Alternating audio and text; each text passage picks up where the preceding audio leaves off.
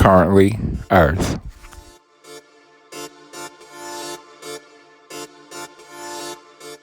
On June 10th, in 1692, Bridget Bishop continued her eternity.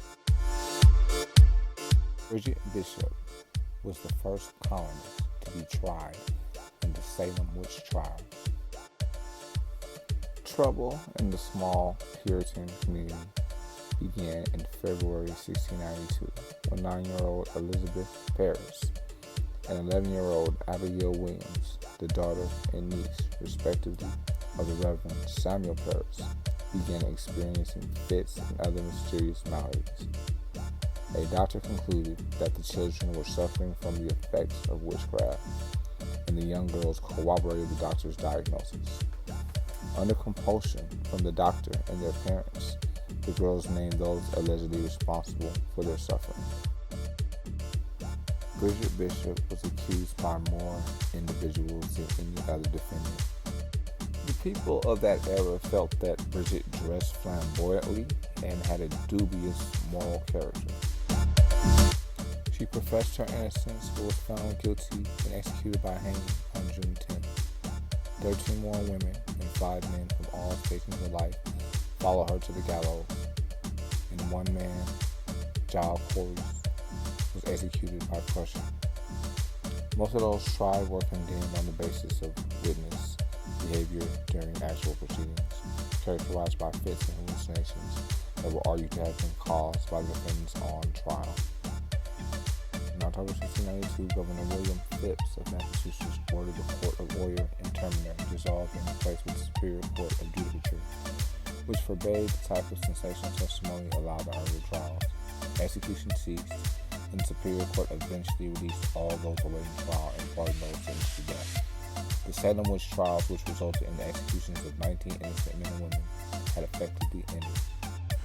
Today, we remember the 19 eternal and innocent men and women of the Salem witch trials.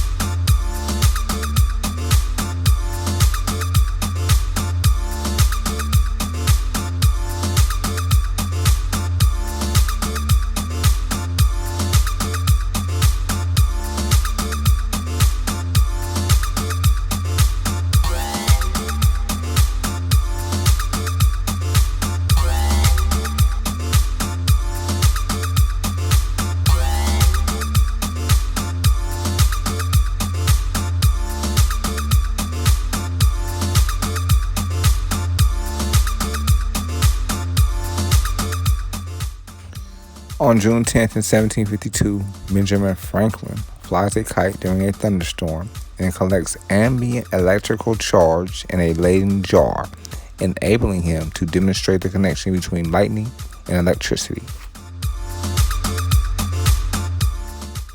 Franklin became interested in electricity in the mid-1740s, a time when much was still unknown on the topic, and spent almost a decade conducting electrical experiments. He coined a number of terms used today, including battery conductor and electrician. He also invented the lightning rod, used to protect buildings and ships. Mr. Benjamin Franklin is one of the founding fathers of the United States and had a career as a statesman that spanned 4 decades. He served as a legislator in Pennsylvania as well as a diplomat in England and France.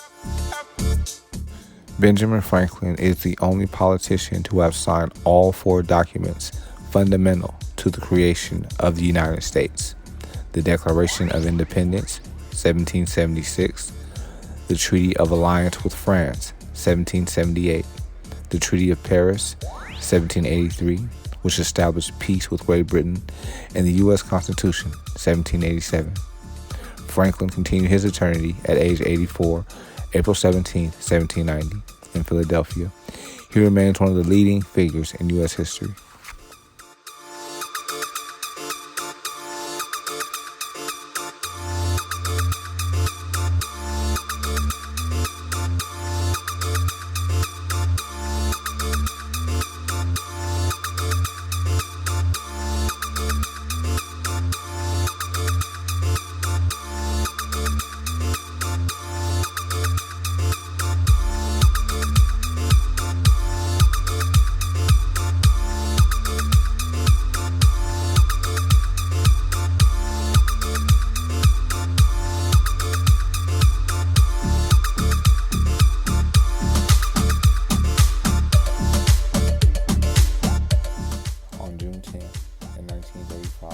Mr. Bill Wilson and Dr. Robert Smith founded Alcoholics Anonymous.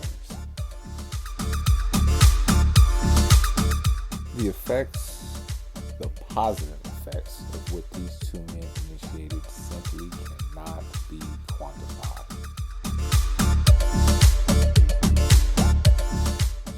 The countless bonds formed in these groups and meetings have engendered a better mentality for many humans.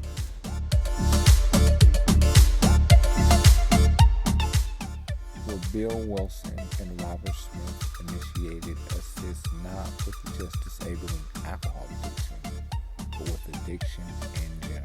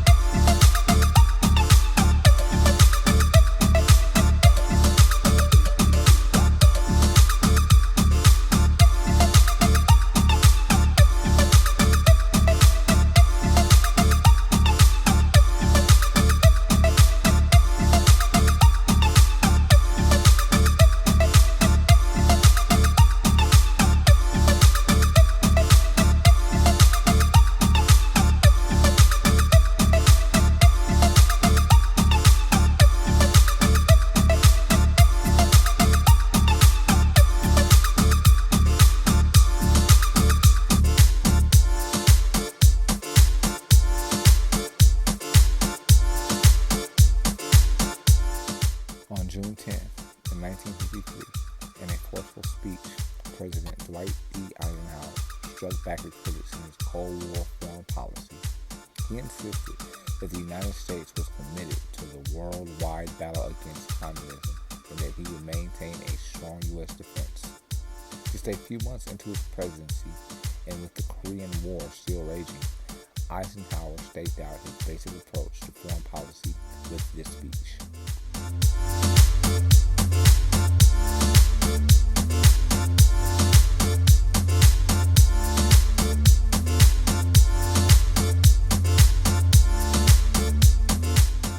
With this speech, Eisenhower thus enunciated two major points of what came to be known at the time as his New Look foreign policy. First was his advocacy of multi-nation responses to communist aggression in preference to unilateral action by the United States. Second was the idea that came to be known as the bigger bang for the buck defense strategy. This postulated that a cheaper and more efficient defense could be built around the nation's nuclear arsenal rather than a massive increase in conventional land, air, and sea forces.